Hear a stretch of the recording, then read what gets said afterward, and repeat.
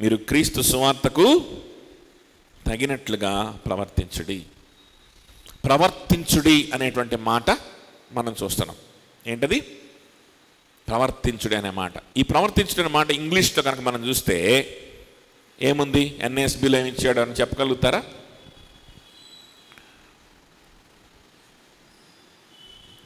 English Bible ఎక్కడ ఎవరికి లేదా? ఈఎస్బిలో కానీ ఎన్ఎస్బిలో కానీ మేనర్ ఆఫ్ లైఫ్ అన్నాడు కదా. ఎస్, మేనర్ ఆఫ్ లైఫ్ అన్నాడు. ఏంటి మేనర్ ఆఫ్ లైఫ్ అని అంటే? దానికి ఇంకో పదం మనం చెప్పుకోవచ్చా? ఏం చెప్పుకోవచ్చు? Lifestyle. Lifestyle. Yes or no? Manner of life. బైబిల్లో ఒక లైఫ్ స్టైల్ ఉంది, బైబిల్లో ఒక మేనర్ ఆఫ్ లైఫ్ ఉన్నది. ఏంటి ఆ manner of life? A manner of life which is worthy of the gospel. ఏంటంట? సువార్త విశ్వాస పక్షమున సువార్తకు తగినట్లుగా ప్రవర్తించేటువంటి ప్రవర్తన. సువార్తకు తగినట్లుగా ప్రవర్తించడం. ఇంగ్లీష్లో సువార్తకు తగిన లైఫ్ స్టైల్.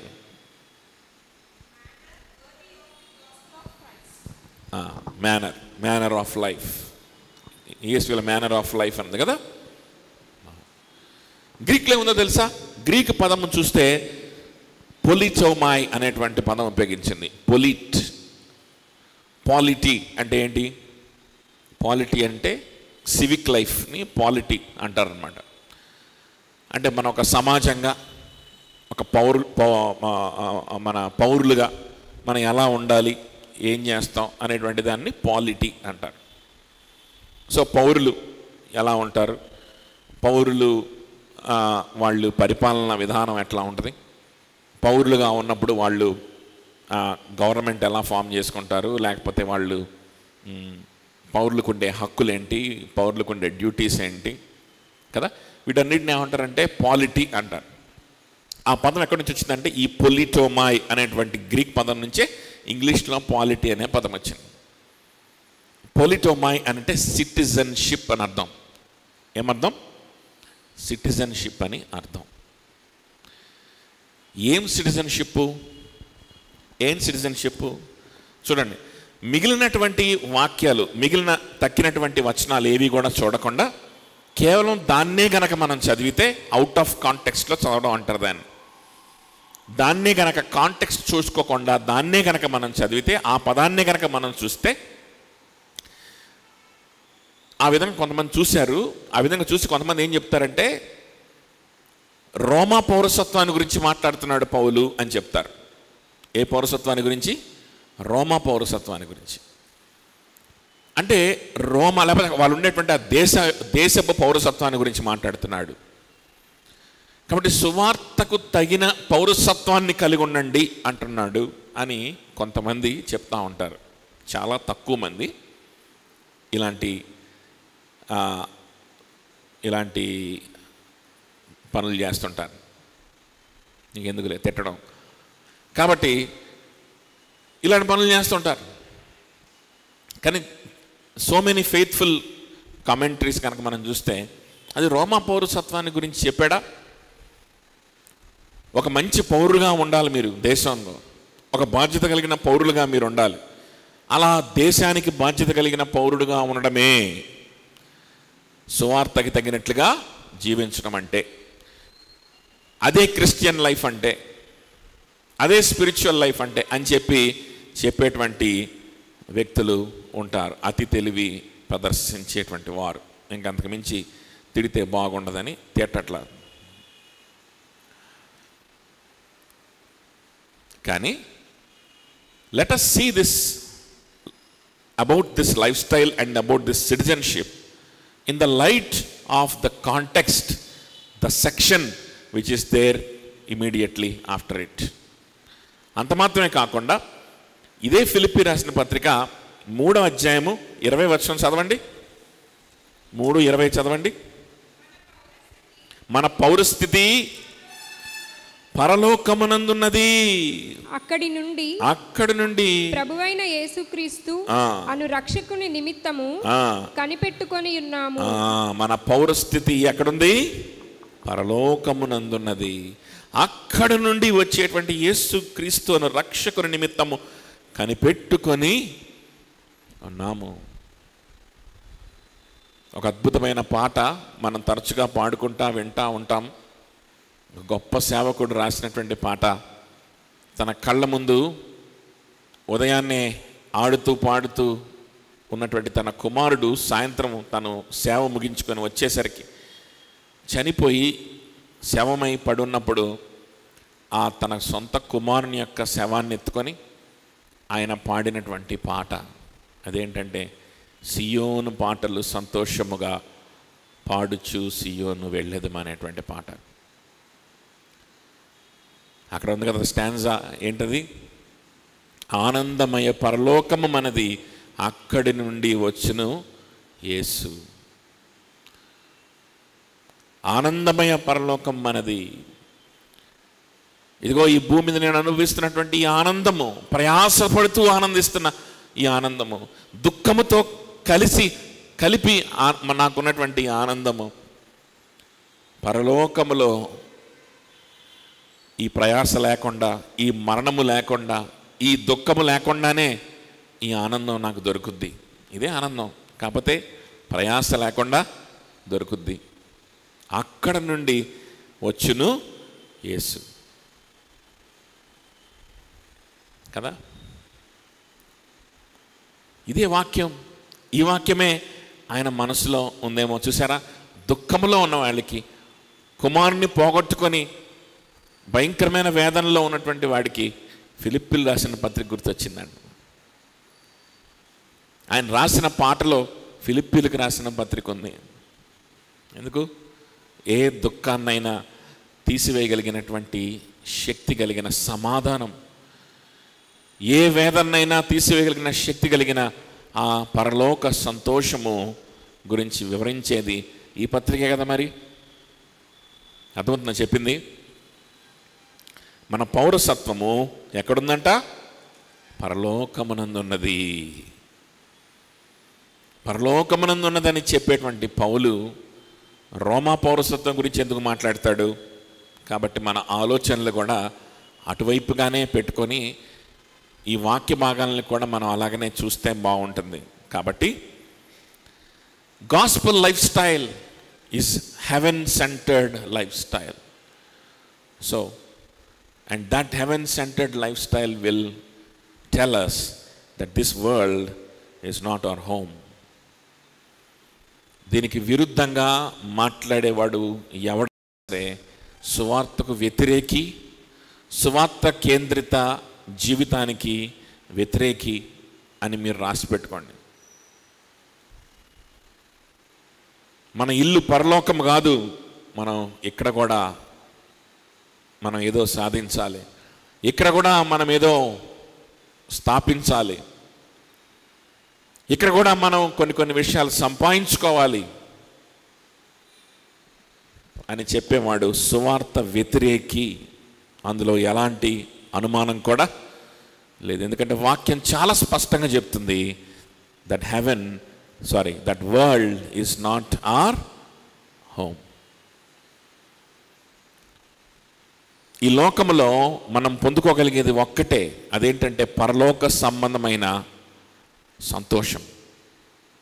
ఈ లోకంలో మనకు కలిగేది ఒకటే, ఆ పరలోక సంబంధమైన సంతోషంలో మనం ఉండడానికి గాను యేసుక్రీస్తు సువార్త ప్రకటించడానికి అవకాశాలు. ఈ లోకంలో మనకు కలిగేది ఒకటే, అదేంటనంటే ఏ పరలోకంలో అయితే మన వారసత్వం ఉందో, ఏ పరలోకం నుండి అయితే యేసయ్య రాబోతా ఉన్నాడో ఆ యేసయ్య కోసము బ్రతకడం. బ్రతుకుటైతే క్రీస్తే.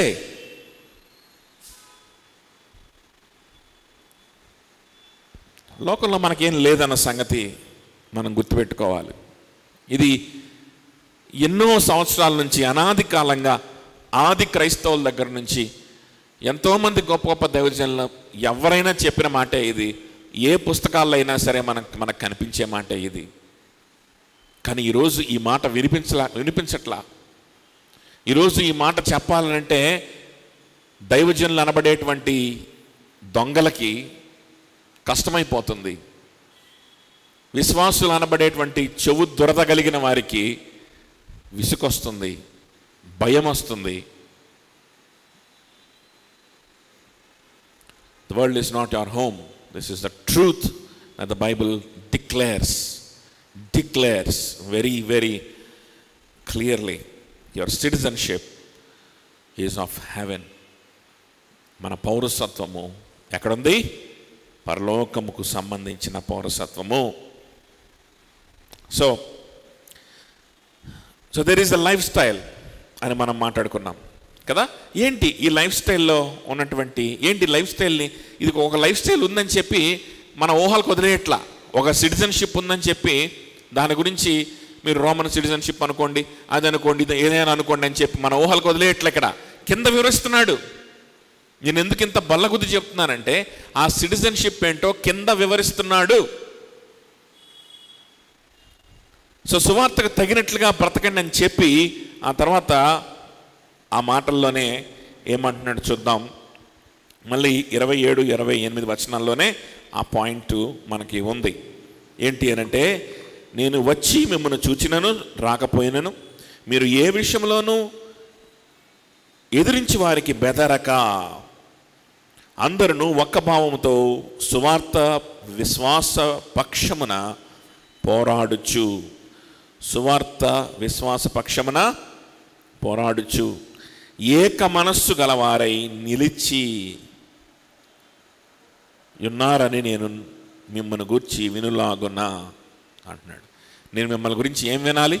నేను మిమ్మల్ని దగ్గరకు వచ్చినా రాకపోయినా, మీ దగ్గరికి రావాలని ఉంది ఆశ, వచ్చి మీ సంతోషాన్ని విశ్వాసాన్ని అభివృద్ధి చేయాలని ఉంది. కానీ వచ్చినా రాకపోయినా మీ గురించి మాత్రం నేను ఎక్కడున్నా సరే ఏం వినాలి? మీరు ఎక్కడున్నా నేను ఎక్కడున్నా మీ గురించి నేను ఏం వినాలి? నేనేం వినాలి అని అంటే, మీరు ఏక మనస్సు గలవారై నిలిచి ఉన్నారు అని నేను వినాలి. నిలిచి ఉన్నారని వినాలి. చూడండి, అన్ని పదాలు వేసి నిలిచి ఉన్నారనే పదం చెప్తున్నాడు ఏంటి అని అనుకుంటున్నారా? తెలుగులో అలా ఫ్లోలో చదువుకుంటా పోతే మీకు అది ఓవర్లుక్ చేస్తారు. కానీ గ్రీక్ కనుక మనం చూస్తే ఆ నిలిచి ఉన్నారనే పదమే చాలా గొప్పది. ఇది మనం ముందు కూడా చూసాం. నిలిచి ఉన్నారు, సేమ్ ఇదే పదం, గుర్తుందా? ఏంటి నిలిచి ఉన్నారనే దానికి అర్థం ఏంటి చెప్తారు ఎవరన్నా? నిలిచి ఉండడం అంటే దానికి చాలా గొప్ప మీనింగ్ ఉందని నేను చెప్పాను గ్రీక్లో. మనం ఆల్రెడీగా దాని గురించి మాట్లాడుకున్నాం. మర్చిపోయారా? ఏం చదవట్లేదా? మళ్ళా ధ్యానించట్లేదా? ఏంటి నిలిచి ఉన్నామంటే ఏంటి? ఎవరు గుర్తులేదా? ఏం నిలిచి ఉన్నామంటే ఏంటి? స్టేకో అనేటువంటి పదం అని మనం మాట్లాడుకున్నాం. నిలబడి ఉండడం, ఎదురాడి నిలబడి ఉండడం, స్టేకో అనేటువంటి పదం, గ్రీక్ పదం. ఏంటి మర్చిపోయారా? ఏంటిది? పర్సీవియరెన్స్. నిలిచి ఉండుడి అనే మాట ఉందే, నిలిచి ఉన్నారని నేను వినాలి అన్నాడే, ఆ మాట అండర్లైన్ చేసుకోండి. అది ఓవర్లుక్ చేయొద్దు మీరు ఎప్పుడు చదివినా సరే. అది గ్రీక్లో అదే కొట్టొచ్చినట్టు కనిపిస్తుంది. గ్రీక్ బైబిల్ కనుక ఎవరైనా చదివితే ఆ మాటే కొట్టొచ్చినట్టు కనిపిస్తుంది. అక్కడ ఆగిపోతారు. ఎందుకంటే చాలా బలమైన మాట అది. పర్సీవియరెన్స్ అనేటువంటి అర్థం వస్తుంది. పర్సీవియరెన్స్, ఎదురాడి నిలబడడం, విశ్వాసములో నిలకడగా ఉండడం అనేటువంటి అర్థం వస్తుంది. ప్రభువులో ఉన్నవారిని, ప్రభు మీద విశ్వాసం ఉంచి ఆయన కోసం బ్రతకాలని ఆయన్ని హత్తుకొని ముందుకెళ్ళేటువంటి వ్యక్తుల్ని, అటువంటి వ్యక్తుల్లో ఎవరు కూడా నశించకుండా ఆయన కాపాడుతారని ఆయన నిర్ణయించుకున్నాడు. గొప్ప కార్యాన్ని ఆరంభించిన వాడు అంతం వరకు దాన్ని కొనసాగిస్తాడని చెప్పి మనకు అపోస్తలుడు చెప్తా ఉంటాడు. మన విశ్వాసం ఒక కర్తయు దాన్ని కొనసాగించి ముగించువాడు ఎవరు? యేసయ్యే అని హెబ్రీయులకు రాసిన గ్రంథకర్త చెప్తా ఉంటాడు. కాబట్టి మనల్ని కొనసాగించేవాడు ఎవరంట? యేసయ్య. మన విశ్వాసాన్ని భద్రపరిచేవాడు ఎవరంట? యేసయ్య. మనల్ని విశ్వాసంలో నడిపించి మనం తప్పిపోకుండా, మనం ఆయనకి దూరమైపోకుండా మనల్ని ఆయన పర్సీవియర్, నాట్ ప్రిజర్వ్డ్, పర్సీవియర్ చేసేది ఎవరు? ప్రిజర్వ్ చేయడం అంటే ఏంటనంటే వాడిని అట్లా ఉంచడం బలవంతంగా, యాడీ మానికడు చేతులు కాలు కట్టేసి, అది కదా ప్రిజర్వ్ చేయడం.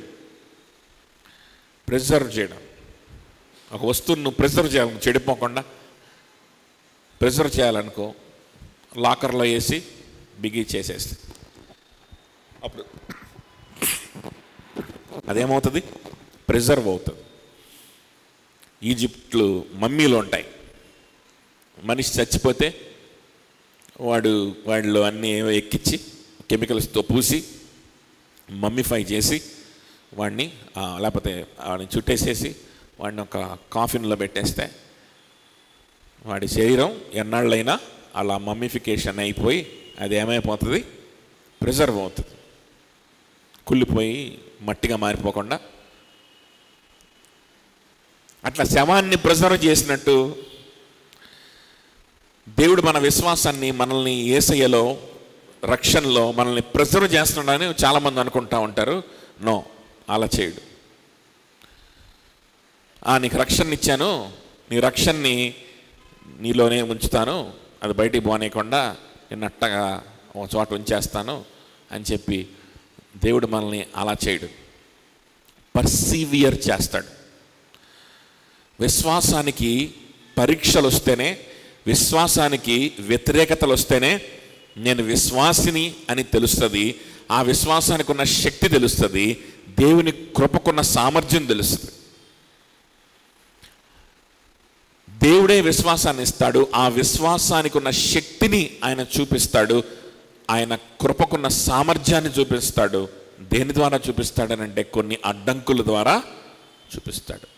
ఎన్ని అడ్డంకులు వచ్చినా ఎదురాడి నువ్వు నిలబడుతూ ఉన్నప్పుడు, ఎస్, దేవుడు నాకు విశ్వాసాన్ని ఇచ్చాడు, దేవుడు నాకు కృపనిస్తున్నాడు, నా విశ్వాసము ఎప్పటికీ ఎవరు కూడా తీసేయలేకపోతున్నారు, ఏ సమస్య నా ఈ విశ్వాసాన్ని తీసేయలేకపోతుంది, ఈ విశ్వాసం ద్వారా నాకు కలిగినటువంటి సమాధానం, ఈ విశ్వాసం ద్వారా నాకు కలుగుతున్నటువంటి కృతజ్ఞత, స్తుతులు, ఆరాధనలు ఏది కూడా తీసేయలేకపోతున్నాయి.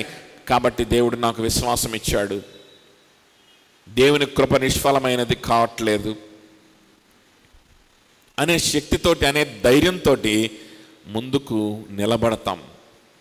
అదవుతుందా? తట్టుకొని నిలబడతాం. That is called perseverance. మనం తీసుకున్నటువంటి నిర్ణయాల ద్వారానే, మనలో దేవుడు కలిగించేటువంటి సమాధానం ద్వారానే, మనలో నుంచి దేవుడు కలిగించేటువంటి ప్రార్థన ద్వారానే, దేవుని వాక్యం దగ్గరికి మనకై మనమే పరిగెత్తేటువంటి విధానం ద్వారానే, మరి ముఖ్యంగా సహవాసంలో మనము గడిపేటువంటి మన జీవితం ద్వారా ఆయన మన విశ్వాసంలో మనల్ని ఏం చేస్తాడంటే నిలకడగా ఉంచుతాడు. ఆటోమేటిక్గా నువ్వు బెల్లం కొట్టిన రాయిలాగా కూర్చొని ఉంటే, నువ్వు ఏ నిర్ణయాలు తీసుకోకుండా, నీకు వచ్చిన ప్రతి భయానికి లోనవుతూ, నీకు వచ్చిన ప్రతి ఇబ్బందికి లోనవుతూ, ప్రతి ఒక్కరికి లోబడిపోతూ, ప్రతి పాపానికి లోబడుతూ, ప్రతి భయానికి లోబడుతూ నువ్వు అట్లా బెల్లం కొట్టిన రాయలాగా నించుంటే, దేవుడు మాత్రం నీ రక్షణని కొనసాగించి నేను తీసుకెళ్ళి పరలోకాన్ని తీసుకెళ్తాడని అనుకుంటే అది నీ భ్రమ మాత్రమే. That is not how perseverance works. So మీరు ఎదురాడి మీ విశ్వాసంలో నిలకడగా ఉన్నారనే వార్త నేను వినాలి అంటున్నాడు కదా. సో స్టాండింగ్ ఫర్మ్ అనే వార్త నేను వినాలి అంటున్నాడు. ఎలా సాధ్యమవుతుంది? మీరు నిలకడగా ఎలా ఉంటారు? ఎలా ఉంటారు అని అంటే చూడండి, ఎలా ఉంటారనంటే ఏక మనస్సు గలవారై నిలిచి ఉన్నారని నేను మిమ్మల్ని గురించి వినాలి అంటున్నాడు. మీరు ఎలా నిలిచి ఉండగలుగుతారు? ఏక మనసు కలిగి ఉన్నప్పుడు అందరూ కలిసి నిలబడతారు. నువ్వు ఒక్కడివి నేను విశ్వాసంలో నిలకడగా ఏకాకిగా ఉన్నానని ఎప్పుడు కూడా ఆలోచన చేయొద్దు. ఎప్పుడు కూడా ఆలోచన చేయొద్దు. అవుతుందా? నువ్వు ఉన్నటువంటి ఏరియాలో, నువ్వు ఉన్నటువంటి నీ వర్క్ ప్లేస్లో, నువ్వు ఉన్నటువంటి నీ కుటుంబంలో, నువ్వు ఉన్నటువంటి నీ స్నేహితుల మధ్యలో, లేకపోతే నువ్వు మిషనరీగా ఎక్కడికన్నా వెళ్తే నువ్వు మిషనరీగా వెళ్ళినటువంటి ఆ స్థలంలో నీ చుట్టుపక్కల ఎవరూ లేకుండా నువ్వు ఒక్కడే దేవుని కోసం నిలబడి అలాగా ఒకవేళ నువ్వు ఉంటావేమో, కానీ లోన్ స్టార్ లాగా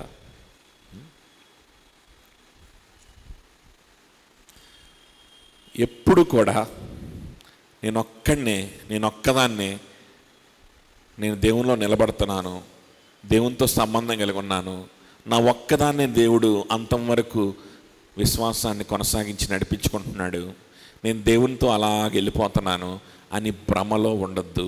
నువ్వు వెళ్ళేది నరకానికే, నువ్వు వెళ్ళేది పరలోకానికి కాదు. అలాంటి భ్రమలో ఎవరైనా గనక మీరు ఉంటే 100% నువ్వు వెళ్ళింది నరకానికి. ఎందుకు అనంటే దేవుడు విశ్వాసాన్ని కొనసాగించేటువంటి విధానం అది కాదు. దేవుడు విశ్వాసాన్ని కొనసాగించే విధానం ఏంటి అని అంటే సహవాసంగా విశ్వాసాన్ని కొనసాగిస్తాడు. ఏక మనస్సు గలవారై ఉన్నప్పుడు, ఒక గుంపుతోటి కొంతమంది క్రైస్తవులతోటి ఏక మనస్సు గలవారై ఉన్నప్పుడు, ఆ ఫిలిప్పీ సంఘంలో ఉన్నటువంటి ఆ సంఘస్థులందరూ ఏక మనస్సు గలవారై కలిసి ఉన్నప్పుడు వారందరూ కలిసి విశ్వాసంలో కొనసాగుతారు తప్పిపోకుండా. నీకు కొనసాగే విశ్వాసం అసలు నీలో లేదు, రక్షించే విశ్వాసం అసలు నీలో లేదు అనేదానికి రుజువేంటో తెలుసా? నువ్వు ఏక మనస్సు కలిగి ఉండవు. ఏక మనసు కలిగి ఉండవు. సహవాసం అంటే ఏంటంటో అనుకుంటా ఉంటాం. ఇప్పుడు తెలుస్తుంది సహవాసం అంటే ఏంటో. సహవాసం అంటే ఎవరిని ఉద్ధరిద్దామా, ఎవరికన్నా కౌన్సిలింగ్ ఇద్దామా, ఎవరికన్నా సహాయం చేద్దామా అని, ఎవరి దగ్గర నా టాలెంట్ చూపించుకుందామా, ఎవరి దగ్గర నా మంచితనం చూపించుకుందామా అని ఎతకడం కాదు విశ్వాసం అంటే. సారీ, ఫెలోషిప్ అంటే. సహవాసం అంటే అది కాదు, గుర్తుపెట్టుకోండి. సహవాసం అంటే ఏంటి తెలుసా? మేమందరం కలిసి ఏక మనస్సు కలిగి ఉంటేనే మేమందరం కలిసి పరలోకానికి వెళ్తాం అనే ఆలోచన ఉందా నీకు? అలా ఉన్నవారే పరలోకానికి వెళ్తారు, అలా ఉన్నవారే విశ్వాసంలో కొనసాగుతారన్న సంగతి గుర్తుపెట్టుకోండి.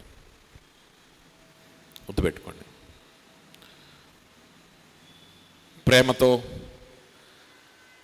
సంఘ పెద్దలు, మిగిలిన సంఘ సభ్యులు కొంతమందిని నమ్మి, వారు విశ్వాసులని నమ్మి వారికి సభ్యత్వం ఇచ్చినప్పుడు, వారిని విశ్వాసులుగా గుర్తించినప్పుడు, లేకపోతే సభ్యత్వం అనేది మీకు అర్థం కాకపోతే కనుక వాళ్ళు విశ్వాసులని గుర్తించినప్పుడు, అటువంటి విశ్వాసులతో కలిసి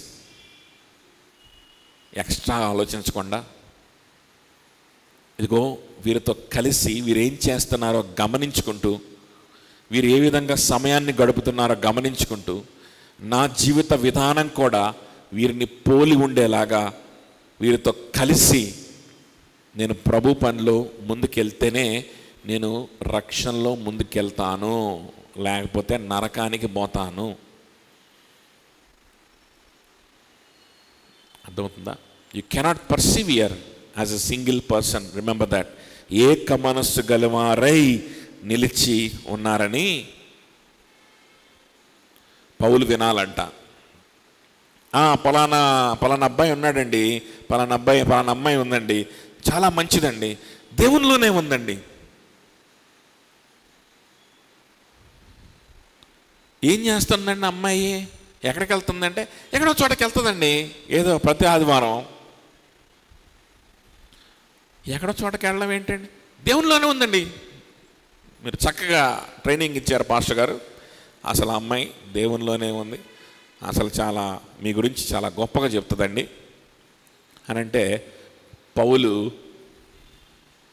సంబరపడ్డానికి పిచ్చోడు కాదు. అర్థమవుతుందా? ఏం వినాలి పౌలు? మీ అమ్మాయి విశ్వాసమైనటువంటి వ్యక్తిని పెళ్లి చేసుకొని ఆ విశ్వాసమైనటువంటి వ్యక్తితో పాటు ఒక మంచి ఆరోగ్యకరమైన స్థానిక సంఘంలో దేవుని కోసం బ్రతుకుతుంది. ఆ సంఘం అంతటికీ ఆ వ్యక్తి, ఆ పురుషుడు, లేకపోతే ఆ స్త్రీ ఆశీర్వాదంగా ఉన్నారు అని విన్నప్పుడు అప్పుడు పౌలు ఏమనుకుంటాడు? విశ్వాసంలో దేవుడు ఆ వ్యక్తిని కొనసాగిస్తున్నాడు. ఆయన నిజంగా నా ఆత్మీయ సహోదరుడే అని పౌలు విని సంతోషిస్తాడంట. అలాంటి రిపోర్టే మీ గురించి నేను వినాలి, దీనికి భిన్నంగా నేను వినకూడదు అని ఇక్కడ ఆ ఫిలిప్పీ సంఘస్థులతో మాట్లాడుతూ ఉన్నాడు కదా. ఏంటంటే ఇది ఏక మనస్సు కలిగి ఉండాలి. ఏంటిది ఏక మనస్సు కలిగి ఉండడం? టీం వర్క్ చేయడం కదా. దీనికి ఏం పదం మనం మాట్లాడుకున్నాం? ఆల్రెడీ మాట్లాడుకున్నాం కదా. 1:5లో కూడా ఇదే, ఈ విధంగానే 5వ వచనంలో పౌలు మాట్లాడుతూ ఉన్నాడు. ఏం మాట్లాడుతూ ఉన్నాడు? పాలివారై ఉండడం అని మాట్లాడుతూ ఉన్నాడు. ఏంట గ్రీక్ పదం? కైనోనియా. అది చాలా లోతైన పదం. కేవలం పార్ట్నర్షిప్, కేవలం పాలివారిగా ఉండడం అనేటువంటిది కాదు, చాలా లోతైన పదం. దాని గురించి మనం కొన్ని విషయాలు మాట్లాడుకున్నాం. మన జీవితంలో అదేం చేస్తో మనం మాట్లాడుకున్నాం. ఇక్కడ మళ్ళీ దాని గురించే మాట్లాడుతున్నాడు. ఆ విధంగా మీరు సహవాసంగా ఉన్నప్పుడు, మీరు ఏక మనస్సు కలిగి ఉన్నప్పుడు మీ రక్షణ కొనసాగుతుంది. మీరు నిలకడగా రక్షణలో ఉంటారు. ఆ విధంగానే దేవుడు పర్సీవియర్ చేస్తాడు. సహవాసం లేకపోతే ఏముంది? పర్సీవియరెన్స్ ఆఫ్ ద సెయింట్స్ అన్నారు కదా. దేవుడు రక్షించుకున్న వాడిని విడిచిపెట్ట, రక్షణ పోదు కదా. నిజమే, పోదు. కానీ నువ్వు రక్షింపడ్డాను ఎవడు చెప్పాడు? ఎవడు చెప్పాడు? నీకు నువ్వే అనుకుంటే సరిపోదు కదా.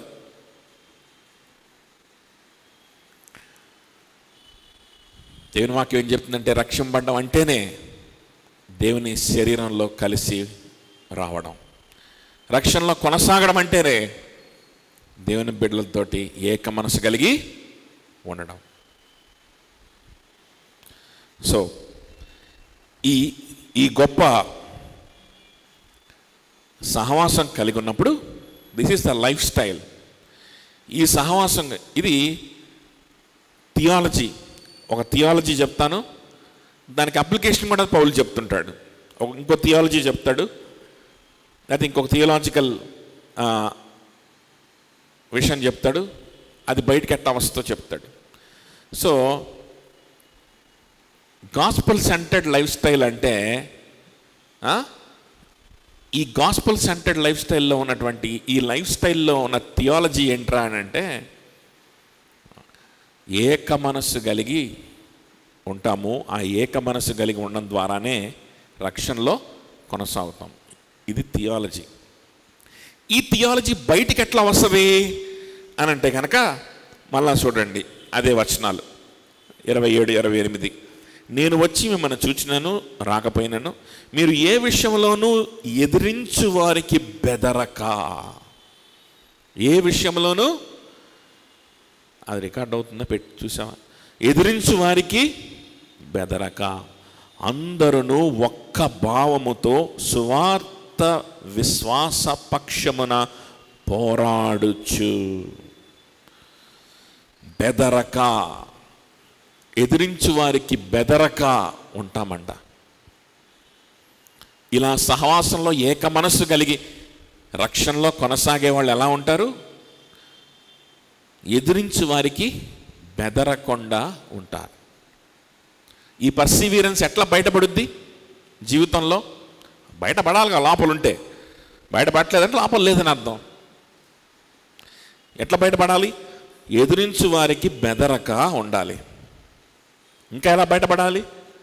అందరూ ఒక్క భావముతో సువార్త విశ్వాస పక్షమున పోరాడుచు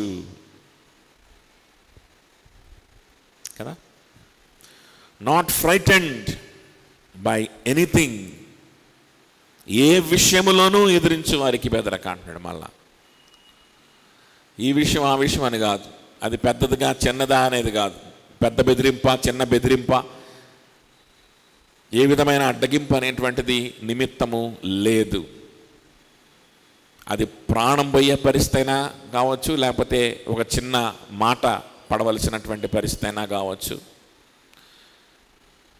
అది ఏదైనా కావచ్చు.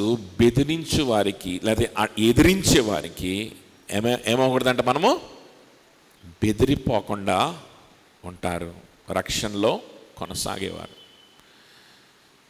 ప్రభువుకి తెలుసు మనల్ని ఈ మార్గంలో కొనసాగిస్తుంది ఎవరు? ప్రభువే కదా. ప్రభువే నిన్ను రక్షించి, ప్రభువే నిన్ను ఈ మార్గంలో అందరితో పాటు నిన్ను కొనసాగిస్తాడు. అలాంటప్పుడు నీ సామర్థ్యం ఎంత, నువ్వు ఎటువంటి బెదిరింపులు నీకు తట్టుకోగలుగుతావు, ఎటువంటి బెదిరింపులు నువ్వు తట్టుకోలేవు అనేటువంటిది ఆయనకు తెలీదా? అడ్డమొచ్చేటువంటి ఎదిరించేటువంటి ఆ ఎదిరింపులకి బెదిరింపులకి నువ్వు నిలబడేటువంటి శక్తి ఆయన నీకు ఇవ్వలేడా? కొనసాగించేవాడు శక్తి లేకుండా కొనసాగిస్తాడా? ఆలోచన చేయండి. ఇది భయపడడానికి కాదు ఈ వచనాలు రాయబడింది, సంతోషించడానికి. వాగ్దానాలు ఇవి. నువ్వు నిజంగా విశ్వాసివైతే యేసయ్య నా కోసం మరణించాడు, నా పాపము నిమిత్తమైన సిలువలో తన రక్తాన్ని కార్చాడని మనస్ఫూర్తిగా ఆయన్ని ప్రేమించిన వ్యక్తివైతే, నువ్వు ప్రేమించిన దానివైతే, నా విశ్వాసానికి కర్త దాన్ని కొనసాగిస్తుంది యేసయ్యే అని నువ్వు నమ్ముతావు. ఆ కొనసాగించేవాడు మిగిలిన వారితో ఏక మనసు కలిగి ఉండడం ద్వారా అందరితో కలిసి నన్ను కొనసాగిస్తున్నాడని నమ్ముతావు. ఇంతమంది నా చుట్టూ ఉన్నప్పుడు యేసయ్యని చూస్తూ, ఇంతమందిని చూస్తూ నేను బెదరకుండా నేను ముందుకు వెళ్ళగలను అని నమ్మి వాగ్దానంగా దీన్ని తీసుకొని సంతోషంగా ఈ వాగ్దానాన్ని నెరవేర్చుకోవడానికి ముందుకెళ్తావు.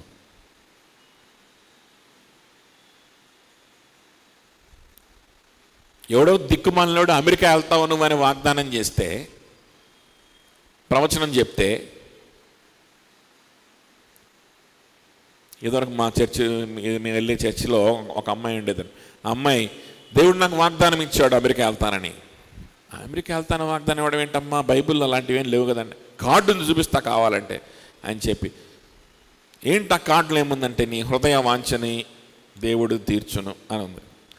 ఉండడం మాత్రమే కాదు, ఈ వాగ్దానాల కార్డుకి బ్యాక్గ్రౌండ్లో ఏదో సీనరీ పెడతారు కదా, వాగ్దానాల కార్డుకి బ్యాక్గ్రౌండ్లో ఫ్లైట్ బొమ్మ ఉంది,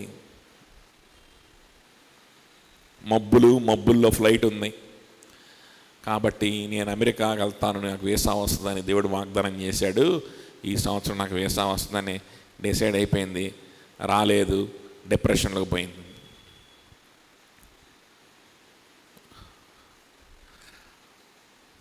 అదవుతుందా?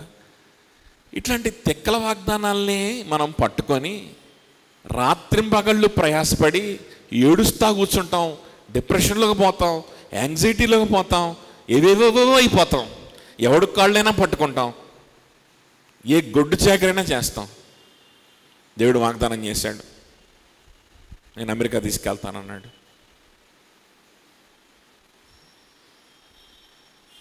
యేసయ్య నీ విశ్వాసంలో నిన్ను కొనసాగిస్తాడనే వాగ్దానాన్ని పట్టుకొని ఏ బెదిరింపు వచ్చినా, ఏ అడ్డగింపు వచ్చినా తట్టుకొని నా యేసయ్య నన్ను మాకు వాగ్దానం చేశాడు, నాకు శక్తినిస్తాడు అని ధైర్యంగా ఎందుకు ముందుకెళ్ళావు? ఎందుకు ముందుకెళ్ళాము చెప్పండి? ఈజీగా వెళ్తాం. యేసయ్యలో విశ్వాసం ఉంచితే వెళ్తాం. ఆయన నా కోసం మరణించాడు అనేటువంటి విషయాన్ని ముందు నువ్వు సరిగ్గా నమ్మితే వెళ్తావు, వెళ్ళకుండా ఏముండవు. సువార్తను నువ్వు అంగీకరిస్తే నీకు ఏముంది? వాగ్దానం ఉంది. గుర్తుపెట్టుకో. ఏం వాగ్దానం? ఎదిరించి వారికి బెదరక నిలబడతామనే వాగ్దానం. ఇంకా ఏమంటున్నాడంటే అందరూ ఒక్క భావముతో, మళ్ళా అదే మాట, అందరూ ఒక్క భావముతో ఉండి సువార్త విశ్వాస పక్షమున పోరాడుచు. సో దేవుడు విశ్వాసాన్ని కొనసాగిస్తుంటే మళ్ళీ బయటికి ఎట్లా కనిపిస్తుందంటే అది అందరితో కలిసి, విశ్వాసులందరితో కలిసి, సంఘమంతటితో కలిసి సువార్త విశ్వాస పక్షమున పోరాడుతూ ఉంటావు. ఎలా ఉంటావు? సువార్త విశ్వాసము పక్షమున పోరాడుతూ ఉంటావు. ఉన్నాయా పోరాటాలు ఏమైనా నీ జీవితంలో? సువార్త విశ్వాస పక్షమా? నువ్వు అనుకు నీ ఇష్టం వచ్చిన పోరాటాలు కాదు, అర్థమవుతుందా? నేను బరువు తగ్గలేకపోతున్నాను, ఇల్లు నీట్గా పెట్టుకోలేకపోతున్నాను, నేను మంచి పేరు తెచ్చుకోలేకపోతున్నాను. ఇష్టం వచ్చిన పోరాటాలు కాదు. దేని నిమిత్తము? సువార్త విశ్వాసము పక్షమున. అది కూడా ఎలాగా? ఇతరులతో కలిసి. నాకు ఈ పోరాటం ఉంది, నీకు ఆ పోరాటం ఉందిలే, నాకు వేరే పోరాటాలు బోల్డ్ ఉన్నాయి, అవన్నీ దేవునితో నేను కలిసి నేను పోరాడుతున్నాను. నువ్వు వేరే వాటి గురించి పోరాడుతూ ఉన్నావేమో. నువ్వు ఇతరుల రక్షణ కోసం, నువ్వు ఒక వ్యక్తి దేవునిలోకి రావాలని అడ్డగించేటువంటి విషయాలకు వ్యతిరేకంగా నువ్వు ప్రార్థనలో పోరాడుతూ, విజ్ఞాపన చేస్తూ, ప్రయాసపడుతూ, వెళ్తూ, మాట్లాడుతూ, ఈ విధంగా నువ్వు పోరాడుతున్నావు. అది నీ పోరాటం. నా పోరాటం ఏంటి అని అంటే, వంట సరిగ్గా చేయటం నాకు చేతగాట్లా, అది నా పోరాటం. నేను ప్రభువుని అడుగుతున్నా, ఇట్లాంటి దొంగ వేషాలు వేయకుండా సువార్త విశ్వాస పక్షమున అందరితో కలిసి పోరాడతామంట. ఎప్పుడు? లోపల పర్సీవిరెన్స్ ఉంటే, లోపల నీ విశ్వాసం కనుక నిజంగా కొనసాగుతూ ఉంటే, నువ్వు యేసుక్రీస్తు శిలువ సువార్తను ధ్యానిస్తూ, ఆ సువార్త యందు నువ్వు సంతోషిస్తూ, నీ ఒప్పుకోలు నువ్వు తెలియచేసే వ్యక్తివైతే సువార్త సత్యం నిమిత్తము నువ్వు పోరాడుతూ ఉంటావు. పౌలు పోరాడినట్లు, దైవజనులు పోరాడుతూ ఉన్నట్లు, ఫిలిప్పీ సంఘస్థులు అనేక మంది పోరాడుతూ ఉన్నట్లు, ఎపఫ్రా పోరాడుతూ ఉన్నట్లు, తుతికు, తీతు లాంటి వ్యక్తులు వీళ్ళందరూ పోరాడుతున్నట్లు నువ్వు పోరాడతావు. ఉందా అలాంటి పోరాటాలు ఏమైనా ఉన్నాయా? ఎవరన్నా ప్రభువులోకి రావాలని నువ్వు పోరాడుతున్నావా? ప్రార్థనలో యేసయ్యలో నీకు స్థిరమైన భవిష్యత్తు ఉండాలని, ప్రభు నుంచి నువ్వు దూరం చేసేటువంటిది ఏది కూడా నీ జీవితంలో జరగకూడదని నువ్వు పోరాడుతున్నావా? ఎదిరించే వారికి, అడ్డగించే వారికి, చాలే ఆగిపో, ఇంకెంత చాలే, ఎంతవరకు చాలే, ఇంకెంతవరకు అని చెప్పే వాళ్ళకి వ్యతిరేకంగా నువ్వు పోరాడుతున్నావా? లేకపోతే కాంప్రమైజ్ అవుతున్నావా? పోరాడడానికి ఆపోజిట్ ఏంటంటే కాంప్రమైజ్. పోరాటానికి ఆపోజిట్ ఏంటంటే కంఫర్ట్ జోన్. ఉన్నది కంఫర్ట్ జోన్లో, కానీ ఏదో పోరాడుతున్నట్లుగా భ్రమలో బ్రతికితే ఉపయోగం ఏముంది చెప్పండి? సువార్త సత్యం విషయమై పోరాడుతూ సహోదరులతో కలిసి మనం ముందుకెళ్తాం కదా. పోరాడుచు అంటున్నాడు. మనం ఆల్రెడీ దీని గురించి మనం మాట్లాడుకున్నాం. కరేజ్, బెదరకుండా ఉండడం. కరేజ్ గురించి మనం మాట్లాడుకున్నాం, గుర్తుందా? కరేజ్ అంటే ఏంటి? Courage is not an absence of fear, but it is acting despite fear.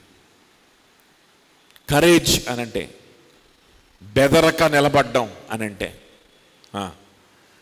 భయం లేకపోవడం కాదు, కానీ భయం ఉన్నా కూడా నిలబడ్డం, దాన్ని అధిగమించడం అన్నట్ల.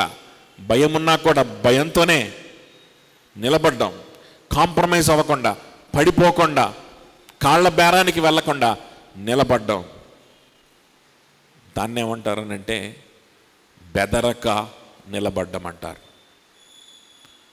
విశ్వాసము లోపల కొనసాగితే ఖచ్చితంగా బెదరక నిలబడతాం. మరి బెదిరింపు ఎక్కువైనప్పుడు ఏంటి ప్రభు ఆ పరిస్థితి?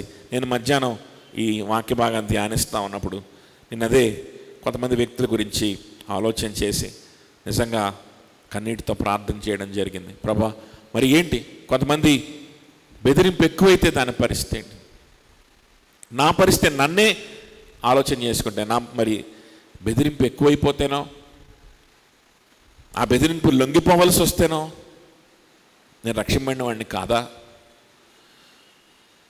తట్టుకోలేని బెదిరింపు వచ్చి దానికి లొంగిపోతే అటువంటి వ్యక్తులు రక్షింపబడిన వ్యక్తులు కాదా? వాక్యాన్ని చూస్తుంటే మాత్రం కాదు అని స్పష్టంగా అర్థమవుతుంది. సరే, ఏమన్నా నేను సరిగ్గా ఇంటర్ప్రిట్ చేసుకోవట్లేదేమో అని చెప్పి ఒక 2-3 కమెంటరీస్ చూసా. ప్రతి కమెంటరీలో కూడా ప్రతి దైవజనుడు కూడా బల్లగుద్ది చెప్పే విషయం ఏంటి అని అంటే, విశ్వాసి అయితే బెదిరింపులకు లొంగడు. చరిత్రలో రుజువైనటువంటి విషయం ఇది. ఏం బెదిరింపులు వచ్చినాయి చెప్పండి, మీకు నాకు? మహా అయితే తల్లిదండ్రుల దగ్గర నుంచి, ఇంకా మహా అయితే కొంతమంది బంధువుల దగ్గర నుంచి తప్ప ఇంకెవరి దగ్గర నుంచైనా ఏ బెదిరింపు అన్నా వచ్చిందా? ప్రభుత్వం దగ్గర నుంచో, ప్రైమ్ మినిస్టర్ దగ్గర నుంచో, ఏదో పొలిటీషియన్స్ దగ్గర నుంచి ఏమన్నా బెదిరింపు వచ్చిందా? ఏవైనా రోగాలు వచ్చినాయా? ఏ క్యాన్సర్ వచ్చిందా? మహా అయితే ఒక జ్వరం, ఒక దగ్గు, ఒక జలుబు తప్ప ఇంకేమైనా వచ్చినాయా? ఇంకా మహా అయితే చెప్పండి, ఏం బెదిరింపు వచ్చింది? అన్నం లేని పరిస్థితి ఎప్పుడన్నా వచ్చిందా? పోనీ కొంతమందికి వస్తుందేమో, కానీ చాలామందికి మీలో ఆ పరిస్థితి కూడా దేవుడు రానివ్వలేదే.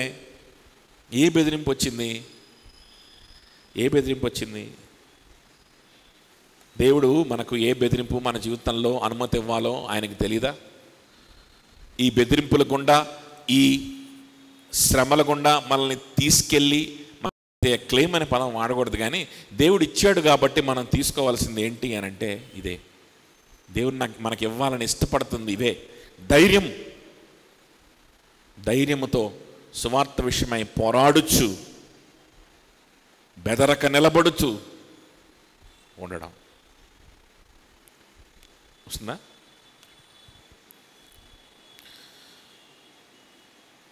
రైట్, చూడండి తర్వాత 29-30 వచనాలు. ఇప్పుడు ఇంకొక థియలాజికల్ పాయింట్ చూసి ఆ థియలాజికల్ పాయింట్ మన జీవితంలో బయటకు ఎట్లా వస్తుందో చూద్దాం.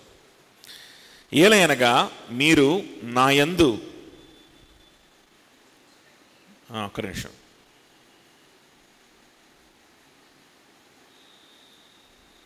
ఏలయనగా మీరు నా యందు చూచినట్టు, నా యందున్నట్టు, నా యందున్నది మీరు ఇప్పుడు వినుచున్నట్లు పోరాటము మీకును కలిగి ఉన్నందున క్రీస్తునందు విశ్వాసం ఉంచడం మాత్రమే కాక ఆయన పక్షమున శ్రమ పడుతయు ఆయన పక్షమున మీకు అనుగ్రహింపబడెను. చూడండి, దానికంటే వెళ్ళే ముందు మనం ఈ 27-28లో ఫస్ట్ మనం మాట్లాడుకుంది ఏంటంటే the world is not our home. రెండోది చూడండి, no fellowship, no salvation. If you are not persevering in your salvation, you are not saved at all. If there is no fellowship, there is no salvation. No courage, no salvation. లేకపోతే నేను ఇంకో విధంగా తీసుకోవచ్చు. నువ్వు రక్షింపబడిన వాడివి అయితే, యేసయ్య కోసం మరణించాడని నువ్వు నిజంగా నువ్వు ఆయన్ని ప్రేమిస్తే, ఆయన కోసం బ్రతకాలని దృఢ నిర్ణయం నువ్వు కనుక తీసుకోగలిగితే, ఆ కన్విక్షన్ లోకి నువ్వు రాగలిగితే, నీకు దేవుడే ఏమిస్తాడు? కరేజ్ని ఇస్తాడు కదా. దాని అర్థం ఏంటి అని అంటే, ఇది చాలా కష్టమైనటువంటి పని, ఇది చాలా కష్టమైన మార్గం అని కాదు, కానీ ఆఖరిగా మనం నేర్చుకోగలిగింది ఏంటంటే fellowship gives courage. No courage, no salvation, but fellowship gives courage.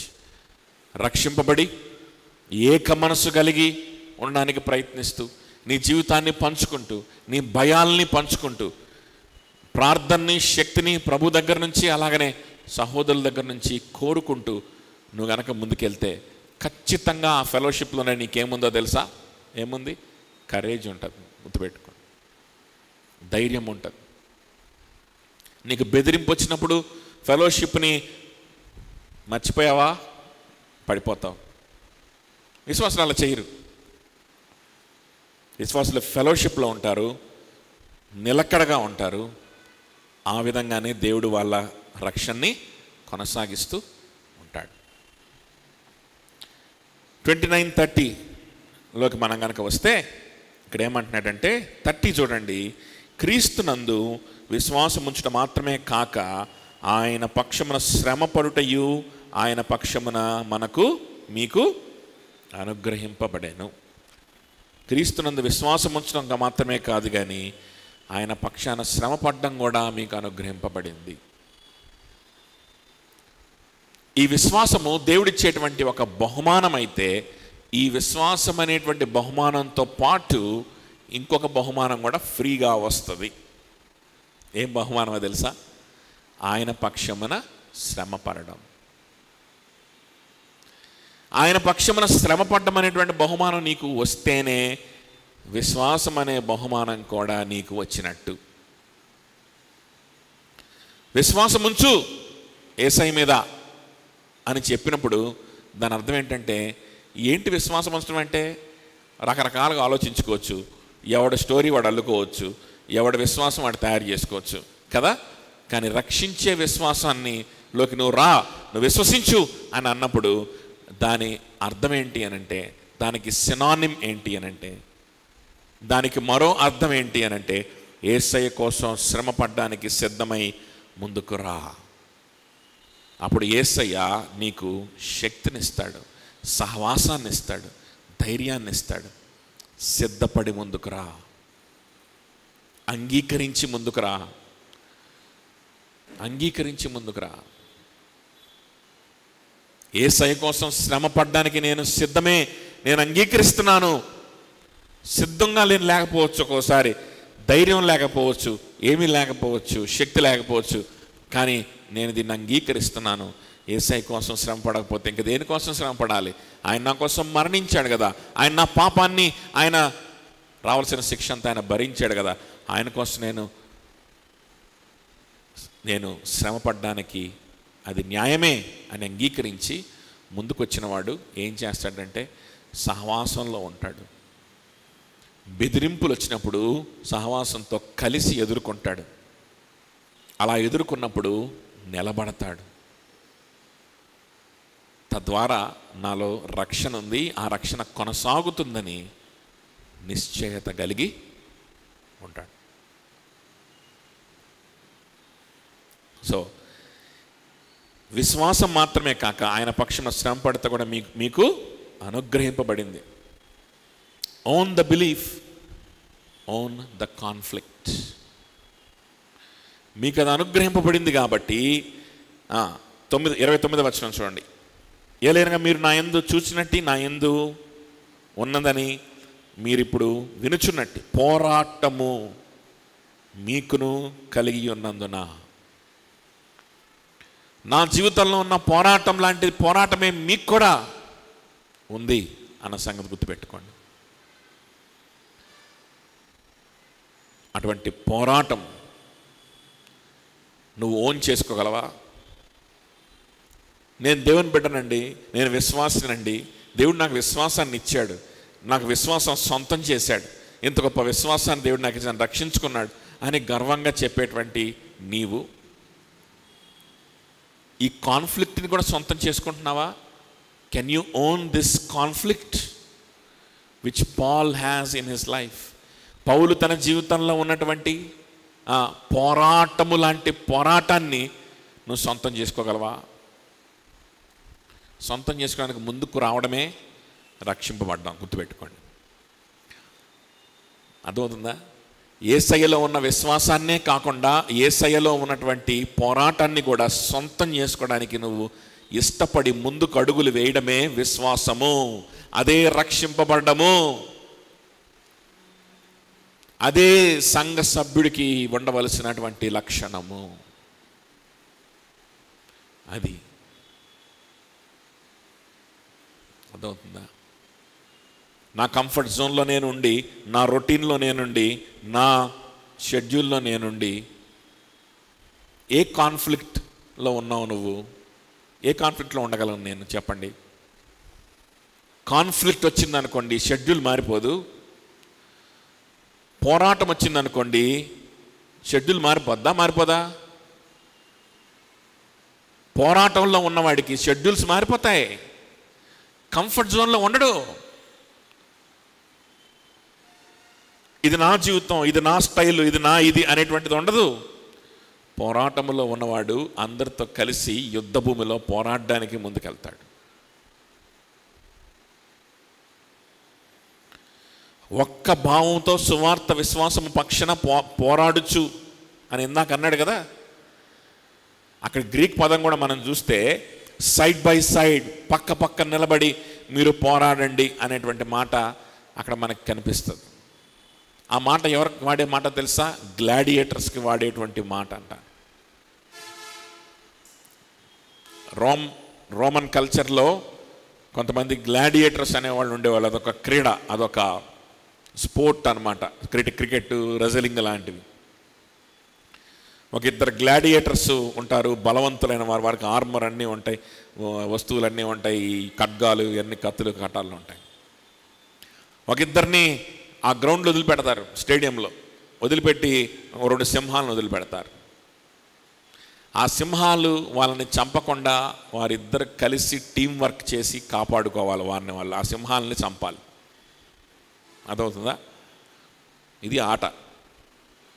ఆ విధంగా వాళ్ళు ఆడుతూ ఉంటే ప్రాణాలకి తెగించి వీళ్ళందరూ చూస్తుంటారన్నమాట. ఇట్లాంటి వికృతమైన ఆటలు ఆడేవాళ్ళు ఆ రోమన్స్. అది వాళ్ళ పరిస్థితి అలా ఉంటుంది అనమాట. రోమీలు అంటే చాలా భయంకరులు. సో అక్కడ వాడేటువంటి మాటని ఇక్కడ వాడుతూ ఉన్నాడు. ఇద్దరు వీరులు యుద్ధ భూమిలో శత్రువులను ఎదిరించి ఒకరి వెనకాల ఒకరు నిలబడి, ఒకరి చెయ్యి ఒకటి పట్టుకొని పక్క పక్కన నిలబడి పోరాడతారు. వాళ్ళు టీం వర్క్ చేసి పోరాడకపోతే వాళ్ళు బ్రతకరు. అర్థమవుతుందా?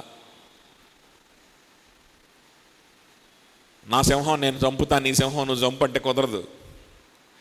ఇద్దరు కలిసి 2 సింహాలని చంపాలి. నువ్వు చంపు, నేను కూర్చుంటా కొంతసేపు రెస్ట్ తీసుకుంటా అంటే కుదరదు. అర్థమవుతుందా? పోరాటం ఉన్నప్పుడు షెడ్యూల్స్ మారిపోతాయి. పోరాటం ఉన్నప్పుడు ప్రణాళికలు మారిపోతాయి. పోరాటం ఉన్నప్పుడు నీ జీవితం మారిపోతుంది. నీ జీవితం యొక్క విధానము, నీ ఆలోచనలు మారిపోతాయి. సువార్త విశ్వాస పక్షమున పోరాడడానికి పౌలు ఎలాగైతే సువార్త ప్రకటన కోసం పోరాడుతూ ఉన్నాడు, సువార్త వ్యాప్తి కోసం పోరాడుతూ ఉన్నాడు, సువార్త ప్రబలుట కొరకు ఎలాగైతే ఆయన ఎక్కడున్నాడు? చెరసాలలో ఉన్నాడు. దేనికోసం? సువార్త ప్రబలుట కొరకు. ఏవో నాకు కూడా పోరాటాలు ఉన్నాయని భ్రమపడద్దు. ఇది సువార్త విపక్షమైన పోరాటాలైనా ఆలోచన చేయండి. సో ఈ పోరాటం మీరును కలిగి ఉన్నారు అని చెప్తా ఉన్నాడు కదా. కాబట్టి own your belief and own the conflict. Own the belief, own the conflict. This is what we have to learn. This is what the people of God did. ఇటువంటి వ్యక్తులే విశ్వాసులు. ఇదే రక్షణ. Yes, I'm ready to own the belief as well as the conflict. నా ప్రభు చూసుకుంటాడు. ప్రభు నా పక్షముగా, నరమాతులు నాకు ఏం చేయగలరు? ఇంకేమన్నాడు దావీదు? యెహోవా నా రక్షణ దుర్గము, నేనెవరికి వెరతును. యెహోవా నా రక్షణ దుర్గము, నేనెవరికి వెరతును. మా బాసుకు వెరవను. నేను పని చేస్తాను, ప్రమోషన్ కొడతాను అని కాదు అక్కడ ఆలోచించుకోమని చెప్పింది. మళ్ళీ మీకు దండం, మళ్ళా దానికి తీసుకెళ్ళి తగిలిచ్చారు. ఇక్కడ మాట్లాడుతుంది సువార్త విశ్వాస విషయమై పోరాడేటువంటి విషయంలో నిన్ను ఎదిరిస్తా ఉన్నప్పుడు ఆ కాన్ఫ్లిక్ట్ని నువ్వు సొంతం చేసుకొని నువ్వు చెప్పగలవా ఆ మాట, యెహోవా నా రక్షణ దుర్గము, నా ప్రాణదుర్గము, నేను ఎవరికి వెరుతును, నా ప్రభువులో ఉండకుండా నన్ను అడ్డగించేవారిని నేను బెదిరిపోతానా, నేను ఎందుకు బెదిరిపోవాలి అనే రోషం కలిగి మనం నిలబడతాం. ఈ విధంగా నిలబడాలి అని అంటే ఒక్కొక్కసారి మనము ఏంటి అని అంటే మనం ఏంటంటే అన్ని సమయాల్లో మనము సాత్వికత లోపల ఉండాలి, కానీ అన్ని సమయాల్లో బయటికి కూడా మనం ఏంటి అని అంటే సాత్వికంగా ఉండాలంటే కుదరదు. మన కోయంబత్తూర్లో డానీ మాట్లాడుతూ ఉన్నాడు, చర్చిలో చాలా ఇబ్బందికరమైన పరిస్థితులు ఉన్నాయి, కొంతమందిని నేను చెప్పి వారిని పంపించేద్దాం అనుకుంటున్నానని చెప్పినప్పుడు తర్వాత ఈరోజు మళ్ళీ ఫోన్ చేస్తే అదే బాధపడతా ఉన్నారు, చాలా కన్ఫ్యూషన్లోకి తీసుకెళ్తా ఉన్నారు. ఒక్కొక్కసారి నువ్వు చాలా కుర్రాడివి, నువ్వు నీలో దయ లేకుండా మాట్లాడుతున్నావు, అది చేస్తున్నావు, ఇది చేస్తాను. ఇది యేసు ప్రభుకు కూడా వచ్చినాయి ఈ కామెంట్స్. ఆదివారం మనం మాట్లాడుకుంది మర్చిపోయారా?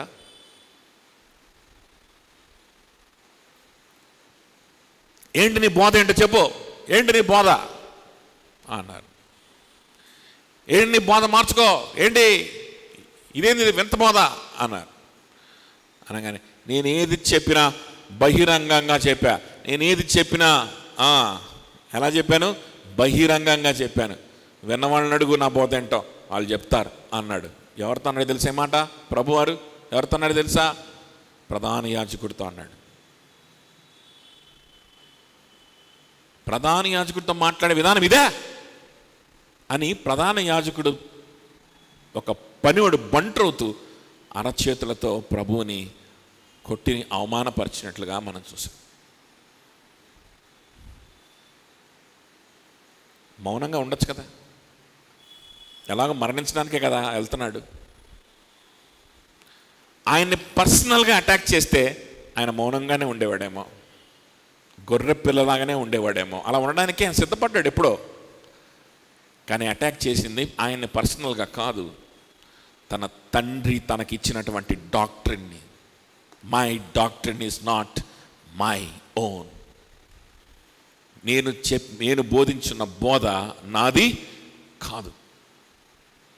తన తండ్రి ఇచ్చిన సువార్తని ఎగతాళి చేస్తా ఉన్నప్పుడు ఆయన మాట్లాడాడు. కొట్టిన తర్వాత నేను చెప్పిన దానిలో తప్పేముంది, ఒకవేళ తప్పుంటే ఏం తప్పుందో చెప్పు, లేకపోతే నన్ను ఎందుకు కొట్టావు అన్నాడు. చదువుకున్నావా లేదా? కొన్నిసార్లు దేవుని వాక్యం కోసం, దేవునిలో మనం కాపాడుకోవాల్సినటువంటి భవిష్యత్తు కోసం గట్టిగా నిలబడాల్సిందే. అడ్డగించే వారికి బెదిరిపోతే, అడ్డగించే వారి దగ్గర మనం లొంగిపోతే, మౌనంగా ఉంటే కుదరదు. ఒక్కోసారి కుదరదు. గుర్తుపెట్టుకోండి. హెబ్రీయులకు రాసిన పత్రిక 13:13 హెబ్రీయులకు రాసిన పత్రిక 13:13 చకచక చదువుకొని మనం ముగించేసుకుందాం. ఇంకా హీబ్రూస్ 13:13 కాబట్టి మనం ఆయన నిందను భరించుచు శిబిరము వెలుపలకి ఆయన యొద్దకు వెళ్ళుదుము. ఆయన నిందలను భరించుచు శిబిరము వెలుపలకి ఆయన యొద్దకు వెళ్ళుదుము. యేసయ్యనంట శిబిరం వెలుపలకి తీసుకెళ్ళిపోయారంట.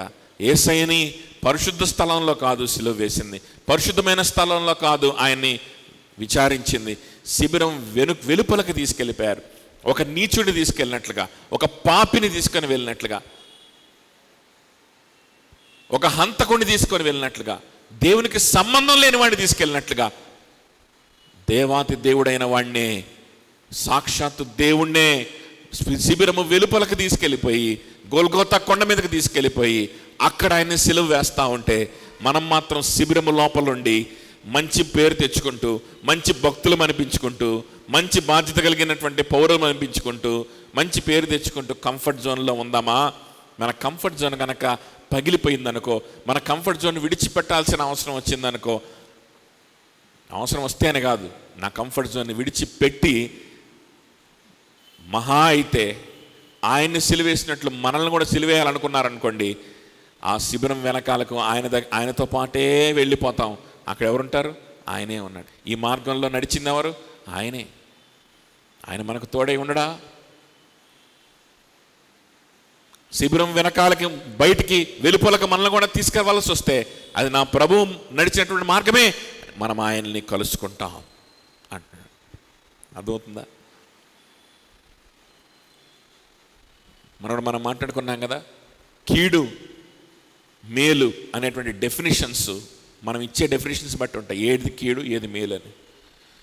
యేసయ్య నిమిత్తం పడేటువంటి శ్రమ, యేసయ్య నామము నిమిత్తం బెదరకుండా నిలబడి నిలకడగా ఉండేటువంటి విధానం, అది కీడు అని అనుకుంటే అది కీడు, లేదు అది మేలు. నేను ఆయన్ని కలుస్తున్నాను, అది నాకు మేలు అనుకుంటే అందులో సంతోషమే. గుర్తుపెట్టుకోండి, అందులో సంతోషమే. ఏ మనిషి ఏ డబ్బు కూడా ఇవ్వలేనంత సంతోషం ఉంది యేసయ్య కోసం ప్రయాసపడడంలో, ఆయన కోసం శ్రమ అనుభవించడంలో. గుర్తుపెట్టుకోండి.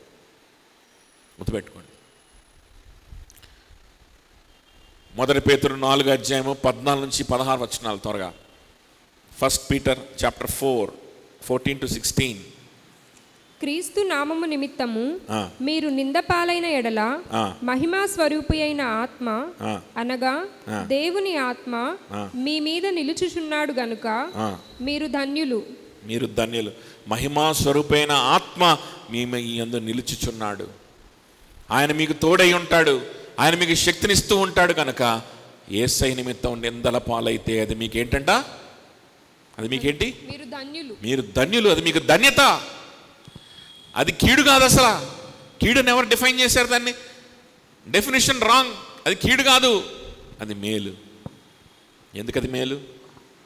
ఆ శ్రమ నువ్వు ఆ నింద అనుభవిస్తూ ఉన్నప్పుడు మహిమాస్వరూపకు ఆత్మ నీకు తోడయ్యుండి నీకు శక్తిని, ధైర్యాన్ని, మాట్లాడే శక్తిని సమయోచితంగా నీకు ఇస్తూ ఉన్నప్పుడు you will enjoy Christ, you will enjoy your life. అది కీడలా అవుతుంది. You will enjoy your life. గుర్తుపెట్టుకోండి, దేవుని వాగ్దానాల్ని నెరవేర్పుని ఎంజాయ్ చేస్తూ నీ రక్షణ ఆనందంతో నింపబడి నువ్వు సంతోషంగా ముందుకెళ్తావు. కీర్తన 119 ఆఖరిగా చదువుకొని ముగించుకున్నాం. కీర్తన 119:67. శ్రమ కలుగుక మునుపు నేను త్రోవ విడిచితిని, ఇప్పుడు నీ వాక్యం అనుసరించి నడుచుకొనుచున్నాను. శ్రమ కలుగక మునుపు ఏమైపోయాడంట? త్రోవ విడిచాను. కానీ శ్రమ కలిగిన తర్వాత అయితే నీ వాక్యం అనుసరించి నడుచుకుంటున్నానయ్యా. నా జీవితానికి అర్థం వచ్చిందయ్యా. నా జీవితంలో నీ వాక్యాన్ని అనుసరించి నడుచుకుంటే ఎంత కృప, ఎంత సంతోషము, ఎంత సమాధానం ఇది. కాబట్టి శ్రమ కలుగుట నాకేంటి? మేలు, కీడు కాదు. యేసయ్య కోసం శ్రమ అనుభవించడం, అడ్డగించి వారిని ఎదిరించడం, శ్రమైనా ఎదిరించడం, నిలబడ్డం కీడు కాదు, మేలు. నీ ప్రాణం పోయినా అది మేలే. గుర్తుపెట్టుకో. కానీ అంత సీన్ మనకు లేదు. అన్ని శ్రమలు మనకి ఎప్పుడు రాలా. అదే 119 కీర్తన 71 చూడండి. కట్టడలను నేర్చుకొనున్నట్లు నేను నీ కట్టడలను నేర్చుకున్నట్లు శ్రమ నొంది ఉండుట నాకు నాకు మేలాయను. ఎందుకంటే శ్రమ నొందినందువలన నేను ఏం చేశాను? నీ కట్టడలను నేర్చుకున్నాను. అంటే దాని అర్థం ఏంటంటే అందులో ఉండే సంతోషము ఇంకా ఎన్ని కోట్లు ఇచ్చినా దొరకదు. ప్రభు కట్టడలను నేర్చుకొని ఆయనకు అనుగుణంగా నడిచే ఆ బ్రతుకులో ఉన్న తృప్తి, ఆ బ్రతుకులో ఉన్న సంతోషం, సమాధానం జ్ఞానానికి మించినది, ఎవరు వర్ణించరానిది. కాబట్టి అది నాకు మేలు, కీడు కాదు. శ్రమ నుండి ఎందుట నాకు మేలు.